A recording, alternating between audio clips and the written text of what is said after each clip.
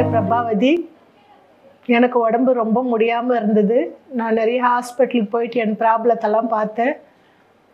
அப்புறம் சொன்னாங்க, எனக்கு இங்கே மேத்தா ஹாஸ்பிட்டல் இருக்குது, நல்லா பார்க்குறாங்க, அங்கே போய் பாருங்கன்ட்டு மற்றவங்க சொன்னாங்க. அதனால் இங்கே வந்தோம். இங்கே வந்து ரோஸ் மேடம் அவங்கள வந்து பார்த்தோம். அவங்க வந்து ரொம்ப நல்லா பார்க்குறாங்க.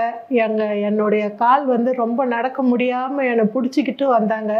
இங்கே வந்த உடனே நான் அட்மிட் ஆகினேன்.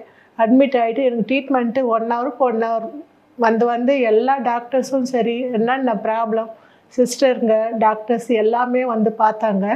ரோஸ் மேடம் வந்து கரெக்டாக என்னென்ன செக்கப் பண்ணணுமோ அதெல்லாம் எழுதி கொடுத்தாங்க. அது மாதிரியே பார்த்தாங்க. இப்போ நான் நல்லா நடக்கிறேன். அங்கே இருக்கிற சிஸ்டர்லாம் ரொம்ப நல்லா கவனிச்சிக்கிட்டாங்க. இங்கே சிந்து சிஸ்டர்னு ஒருத்தர் இருக்காங்க.